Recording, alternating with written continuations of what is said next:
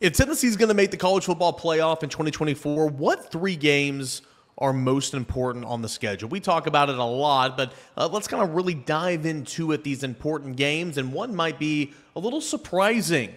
That and a whole lot more. It's your Tuesday Locked On Vols.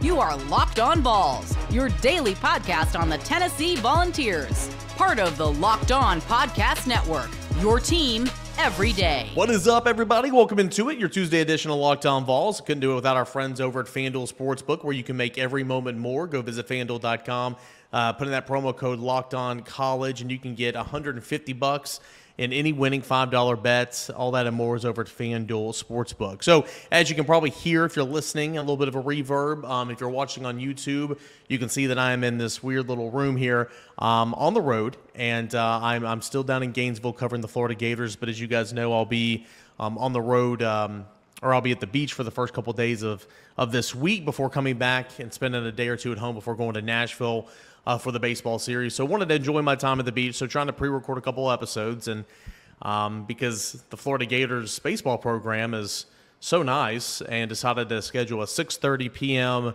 game on getaway day, which nobody does that, I have to kill 7 to 8 hours after my hotel reservation has been turned off. So these people are nice enough to allow me to come into the Continental Breakfast Room and work here, so that's really, really nice of them, but that's kind of what I'm at here today. But we're going to have a fun show. We're going to talk about the biggest games on the schedule for Tennessee if it wants to reach the college football playoffs. And then in segment 2, what are some complications that fans are going to be kind of running into with the expanded college football playoffs? Not necessarily anything that'll completely hinder Tennessee, but I think there's some really or it could potentially, and I think there's some hiccups here from over at CBS, a story they put out, some really good stuff. So we're going to dive into that in segment number 2, and then some more Nico Iamaleava Heisman love and some more James Pearce NFL draft love. And I mean, at the end of the day, if you're getting all this love, from these positions specifically, your team should be pretty good. But that's all coming up here on a Tuesday show. You can watch, you can listen to us, you can subscribe to us, download us, all that for free wherever you get your podcast. Okay, so biggest games on Tennessee's schedule if you want to make it to the expanded college football playoffs here in 2024. I think, a lot of us already have a couple of those games off the top of our head, and you got the Georgias, you got the Alabamas, you got the Oklahomas, you got the Floridas, you got Kentucky at home, Arkansas is on the road.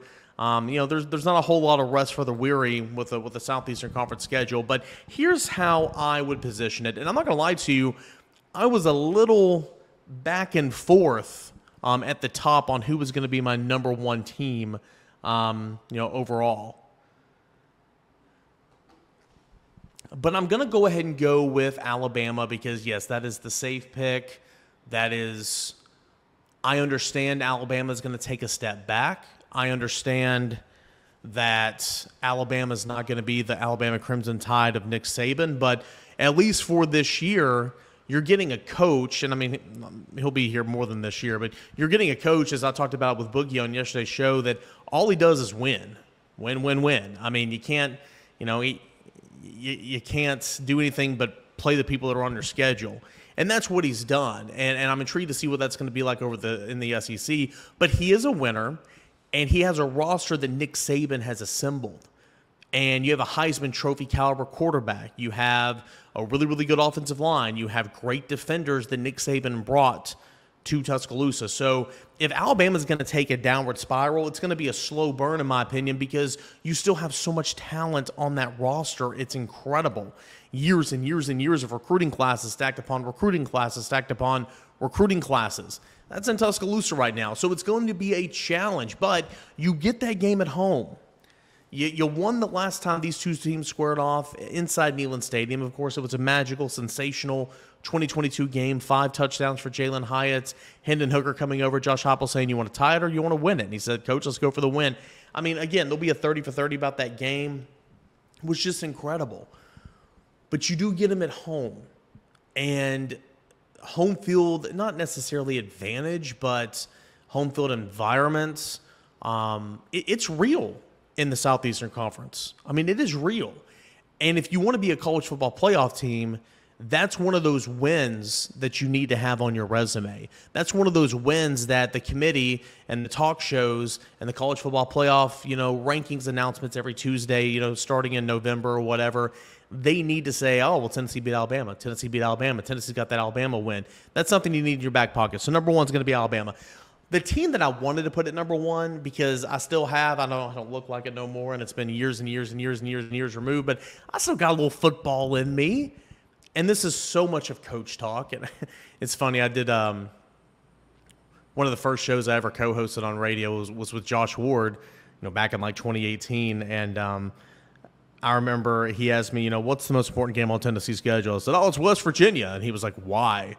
I was like, because it's the first one. He was like, okay, Coach Kane. And, I laughed a little bit. But the more and more I got into, this personality-driven business that I'm in, it's more, I get away from the football coach's mindset, player mindset, robotic mindset to, I got real opinions. So when I say that I wanted to put Oklahoma up there first, I backed off on it, but here's why. It is your first real test. Sure, you're going to have NC State in week 2 at a neutral site. And yes, NC State is no slouch. I'm not trying to say that Tennessee's going to roll in there and beat about 40. Because I don't think that's going to happen. NC State's going to give you a challenge, but NC State is not going to give you a challenge like Oklahoma and Norman is going to give you a challenge. That is a huge environment. Talk about, home field advantage-esque. It's a real thing, absolutely. And just like it is at Neyland Stadium, which I think it's better than most places, Oklahoma's going to have one at Norman. Oklahoma's got a young, promising quarterback. Oklahoma's got a really talented recruiting classes stacked upon recruiting classes, and they're going to be a top 11, 12 team in the country in preseason. That is going to be a challenge. That's one of those staple wins that you need from the top, 4th game of the schedule, but from the top of the season that you can say, okay, well, Tennessee has that win at Oklahoma to fall back on. And then you couple that with, okay, Tennessee beat Alabama at home. Tennessee is a playoff team in the expanded 12-team college football playoff. So Oklahoma is going to be a challenge for sure. The reason I wanted to bring this subject up on the podcast is because I was talking about it with some of my friends up in the press box at baseball last week, and a lot of us kind of differed on who this third team would be. A lot of you guys are always saying, well, Georgia, why hasn't he said Georgia yet? Why hasn't he said Georgia yet? Fact of the matter is, you lose to Georgia, and that's your only loss. And honestly, if that's one of your 2 losses, the Georgia loss is going to be okay. It's that other loss that you got to worry about. Losing to Georgia is not going to kick you out of the college football playoff. Georgia has won the 2 of last 3 national championships. Georgia is going to be the preseason ranked number 1 team in the country, most likely. Georgia's a solid football team. So the reason Georgia's not on here is because losing to Georgia is not going to knock you out of the 12-team college football playoff. In parts, and technically, in the 14 college football playoff, if you ran the table, the Georgia loss might not keep you out of the 14 college football playoff. So that's why Georgia's not in here. But the third team is going to be, it's going to be Florida. NC State will give you a challenge. Of course, we know Arkansas on the road is going to give you a challenge because of the environment, but you're a better football team. You should win that game. Kentucky at home is going to give you a challenge because it's a rivalry game. Mississippi State, you should win that game. Georgia, it's something, Vanderbilt, so on and so forth. My point is there's going to be challengers all up and down the schedule. But college football playoff teams in 2024 don't lose to Florida, okay? College football playoff teams in 2024, they beat the Gators because they are better than the Gators. There's going to be a whole lot of discussion about Billy Napier's job, when he's going to turn it over to the 5-star freshman quarterback, albeit Graham Mertz had a really nice 2023 season. He deserves to play. That last 5-game stretch for Billy Napier is going to be either allow him to keep or be relinquished of his duties as the Gators head coach. But I was talking to one of my buddies on the Florida beat over the weekend when I'm down here in Gainesville covering baseball. It doesn't matter what the 2 teams are, who's better than who. Tennessee finds a way to lose it. Florida finds a way to win this game, and it's sickening and it's gross. And sure, the last time Tennessee won this game, like Alabama, was at home in 2022, and Tennessee still tried to find a way to lose that game. But college football playoff teams in 2024 don't lose to the Florida Gators. So that's why the Florida Gators are on my list right here. There's always going to be talent on Florida's roster. You are the state school, and I understand you're competing with Florida State and Miami and a lot of talent down there, but you are the state school. There's always going to be talent there, and there should be. But right now, where your roster is compared to Florida, you should win that game. You should win that football game. So the top 3 most important games for Tennessee to make the college football playoff, the expanded college football playoff in 2024, is Alabama at home, at Oklahoma, week 4, second game to kick off SEC, the second of 2. The first of 2 games to kick off the SEC slate away from Neyland Stadium. Of course, all the storylines with Josh Heupel going home and all that, Bob Stoops. And then it's Florida at home 3 weeks after that, 2 games after that, following a bye week, Arkansas, and then it's Florida. So let me know if you agree. If you disagree, I'd love to hear you at _Caner and at Locked On Vols. Okay, so appreciate you guys as always. When we come back, we'll get into more of a little bit of a discussion about some complications with the expansion of the college football playoffs and how potentially down the line that could affect Tennessee.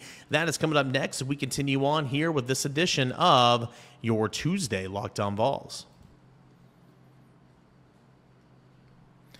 Game Time is the place where you can buy tickets for your event. Last minute is for the procrastinators like you and I. Put in that promo code Locked On College. You're going to get $20 off your first purchase. Locked On College, LOCKEDONCOLLEGE, for $20 off your first purchase.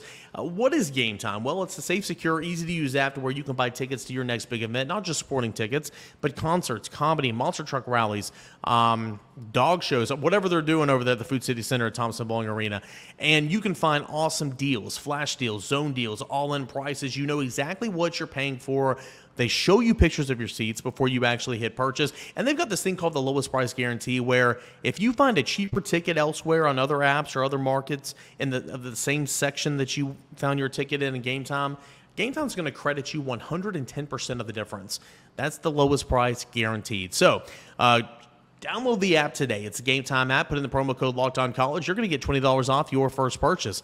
Download Game Time today. Last minute tickets, lowest price guaranteed. So a big shout out to Game Time, and also a big shout out to our friends over at FanDuel. It's playoff time. NBA, NHL, baseball is in full swing with the regular season. Go Braves. FanDuel is the place to bet on every single game. Right now, new customers can get $150 in bonus bets guaranteed. That's $150 win or lose. All you need to do to bet on everything from the slap shots to home runs to slam dunks, all in the safe, secure, easy-to-use app. Easy to use. All you've got to do is put in the promo code Locked On College. It's FanDuel.com/LockedOnCollege. FanDuel.com/LockedOnCollege to make your first bet an automatic win over on America's #1 sportsbook. It is FanDuel. What are you waiting on? FanDuel, America's #1 sportsbook. Get in the game today. Put some coin in your pocket over at FanDuel. It's America's #1 sportsbook.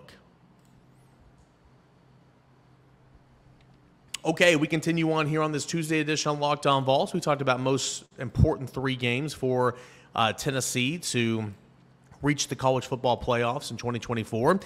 There's an interesting article over on CBSSports.com. I'm not going to do the whole article here, but I'm going to point out a couple of bullet points that they have. The article, it's written by... I don't know who it's written by, but it's CBSSports.com.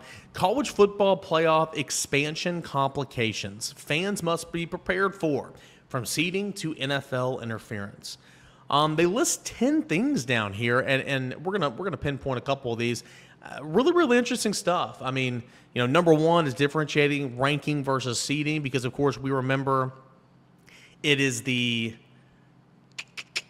12 teams made the expanded college football playoff, 5 conference champions, 7 at-large teams. The 4 highest-ranked conference champions are guaranteed the top 4 seeds and byes. The remaining 8 teams are seeded in order. Seeds 5 through 8 will host seeds 9 through 12 in first-round games on campuses, with the winners heading to quarterfinals with the top 4 seeds in the New Year's Six Bowl sides. From there, it is a tournament. So, again, that's kind of a refresher on what we're dealing with here, but that's why seeding and ranking is very different, because you can have I mean, especially in the Big Ten and the Big Ten and the SEC for sure. Think about this. I mean, you've got Georgia, Alabama, Ole Miss, Tennessee, Missouri, Oklahoma, Texas. I mean, all those teams could be in the college football playoff. In the Big Ten, you've got Michigan, Ohio State, Penn State, but only one conference champion. There's only one conference champion, right? And there are only one's going to get the automatic bye. So even if you're ranked second or third in the country, you're going to be a fifth or a sixth seed, and you're going to have to play. And so it's very frustrating because you could have, like, in 2021, 2022, whatever year it was, Pittsburgh was ranked like number 12 in the country, and in this situation, they would have been the fourth seed or the third seed, which is very, very interesting. Anyway, so differentiating ranking versus seeding, but that's oddly enough, as I ramble on about it, that's not what I want to talk about today. The one I want to talk about here in this segment is load management and opt-outs. Very interesting, guys. Very interesting. Why? Especially for Tennessee. Who does Tennessee play at the end of every regular season? And though coaches and players will always say you got to go in there with the right mindset, you got to go in there and approach every game the same, and that is all very true because if you sleepwalk in this league, you're going to get beat. But very rarely can you sleepwalk and still lose to Vanderbilt. I know a couple years ago, Vanderbilt beat, in 2022, in fact, Vanderbilt beat Florida. Vanderbilt beat Kentucky. And Tennessee just got pounced by South Carolina, and there was a little bit of worry going into that game. And now Tennessee, with a backup quarterback, beat Vanderbilt 56-0. Opt-outs.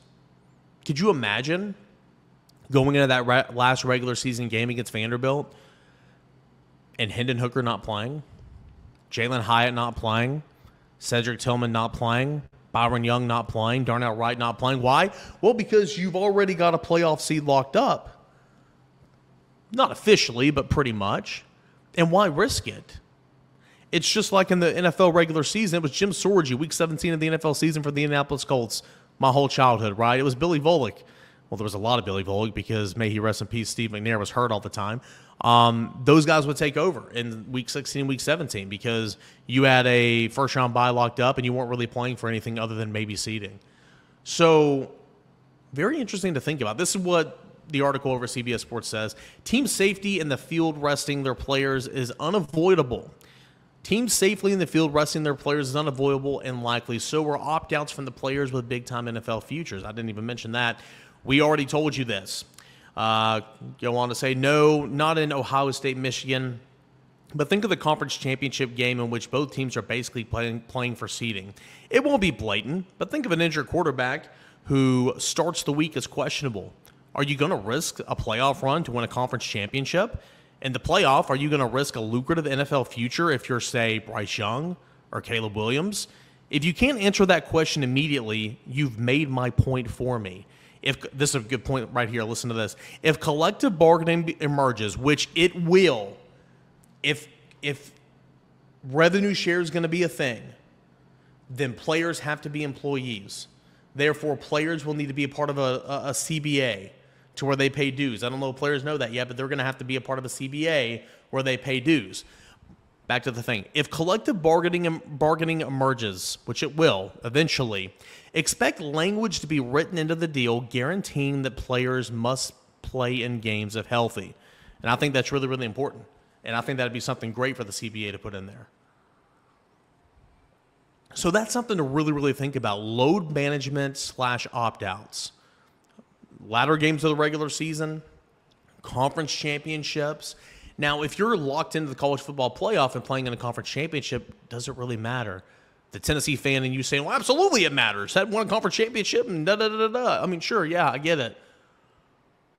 But, you know, unless you're a team that is on the outside looking in, which now with the divisions gone, this is very unlikely to be the case, but somehow you are one of the top two teams in the Southeastern Conference and you make it to Atlanta, and if you beat Georgia or whoever, that puts you into the field of play. But again, with the elimination of divisions, that's not likely to be the case anymore. So, but who knows? It could happen. Time is as I say all the time, which it makes no sense, time is a long time.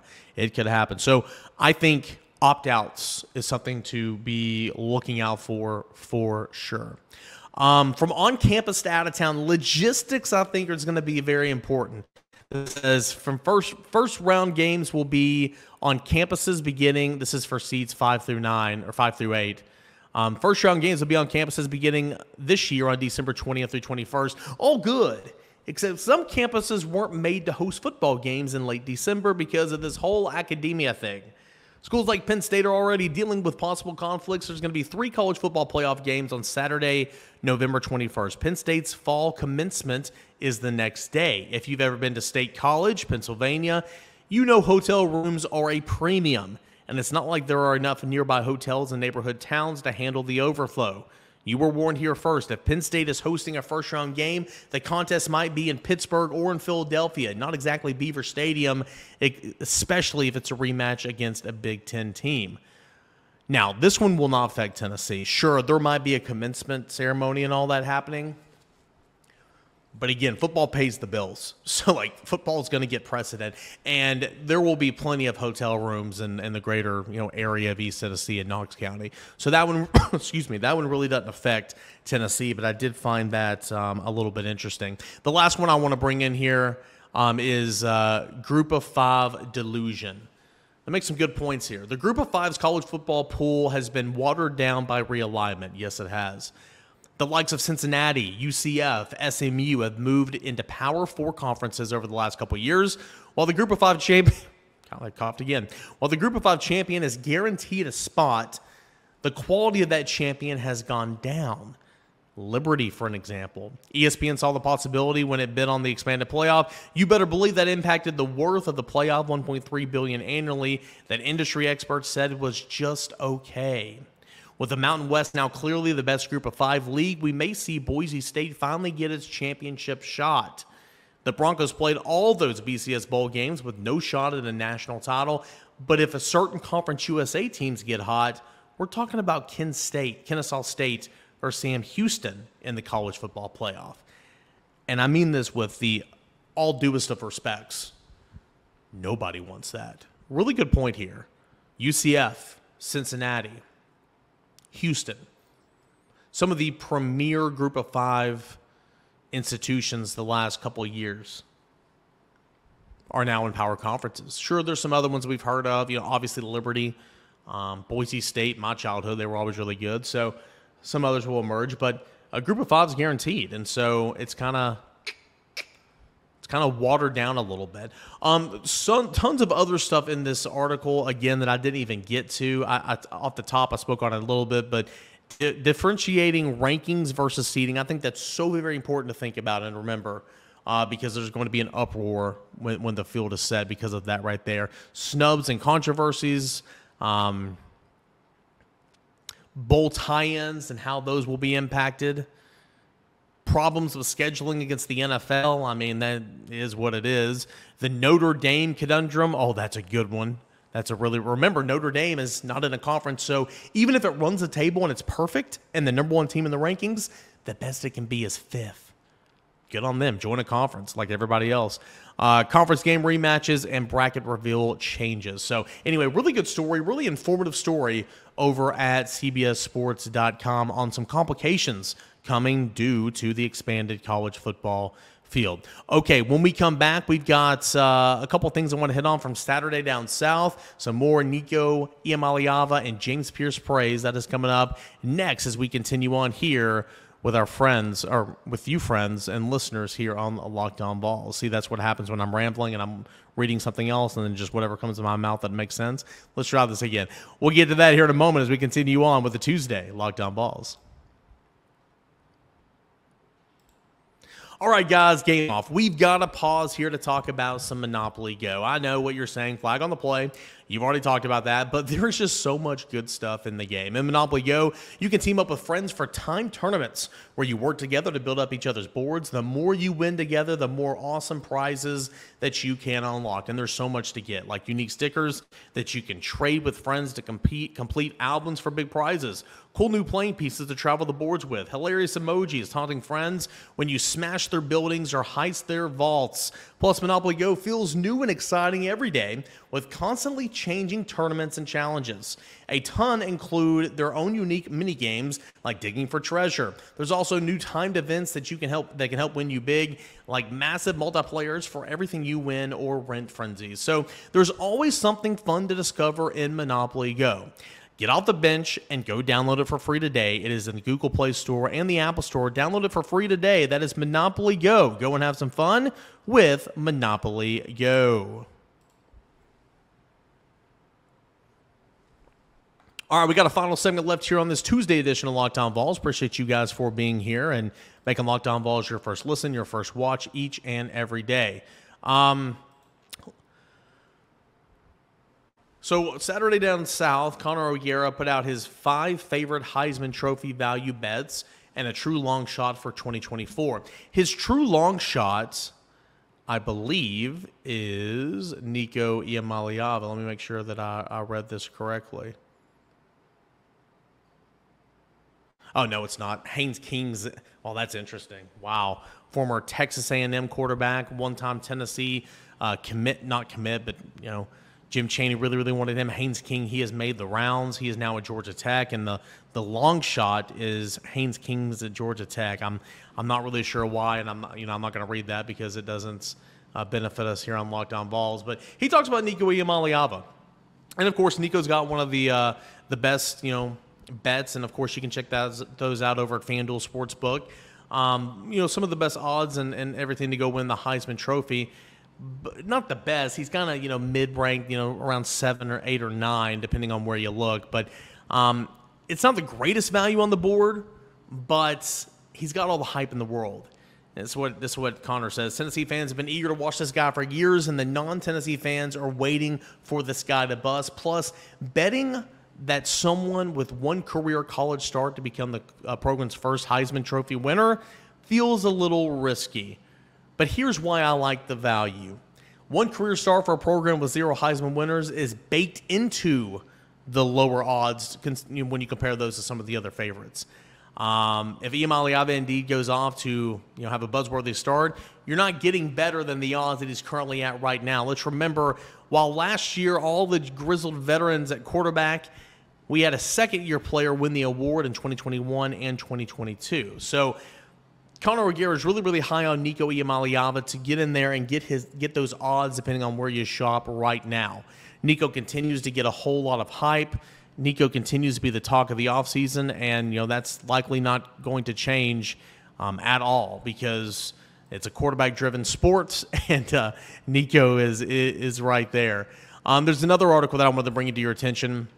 This is from Derek Peterson, ranking the best 2025 NFL prospects in the SEC. And we've looked at a bunch of these lists over the last couple of weeks, and we know about the James Pearce hype, and we know about the James Pearce love. But here's just yet another one in case you're wondering and what he says about all the 10 that he ranked. You can go read it over at Saturday Down South. But quickly, his list is Harold Perkins Jr. at 10, and I get that because you're not an on-the-line everyday edge rusher anymore. You're off-the-line backer.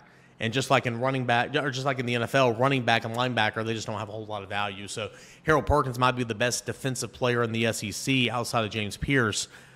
But when you look at him for NFL draft stock, it's a little tricky because he's playing an off-ball backer spot. But anyway, Harold Perkins comes in there at number 10. Malachi Starks, the safety of Georgia, is at 9.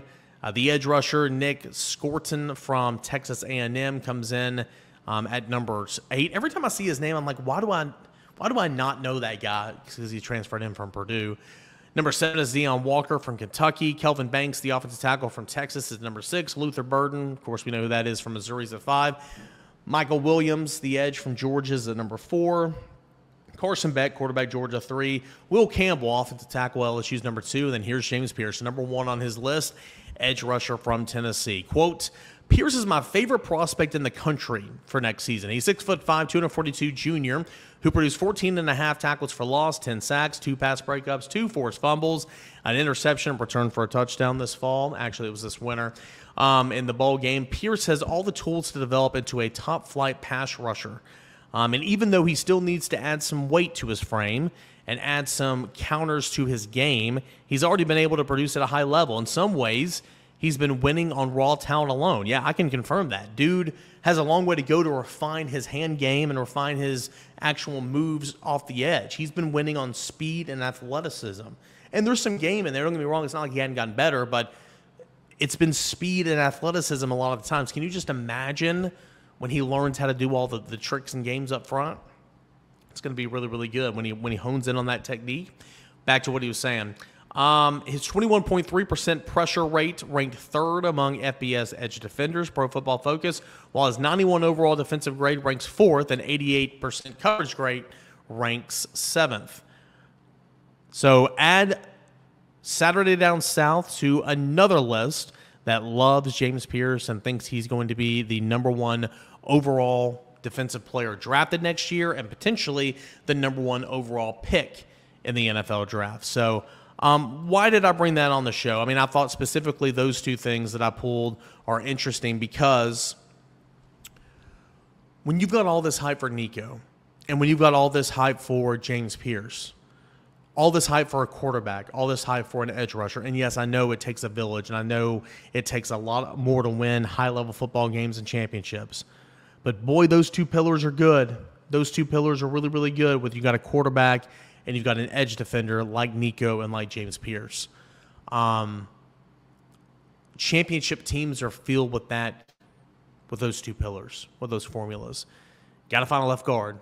Got to find some stability and some depth at running back. Got to find your groove in the defensive secondary. You got to find some linebackers to stay healthy, and the receivers have got to bounce back. Yes, all those things are very important, but you got a quarterback and you got a pass rusher, and those two hit in the same season, good things are going to happen.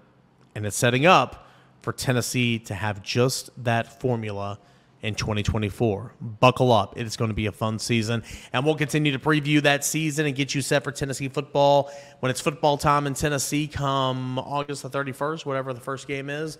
All that and more right here on Locked On Vols. Plus, keep you set on Tennessee in the transfer portal, Tennessee basketball, Tennessee recruiting, everything and more. You can find it 30 minutes or less right here on Locked On Vols weekday mornings. And I appreciate you guys for being here. I'll be back, I think, on Wednesday, probably Thursday's episode. I will be back at home, so I won't be in some random place. But thanks so much for making Locked On Vols your first listen, your first watch each and every single day. You can watch us, listen, subscribe to us, download us, all that for free wherever you get your podcast. Thanks so much for making us your first listen, your first watch. Everydayers, couldn't do it without you. This is Locked On Vols.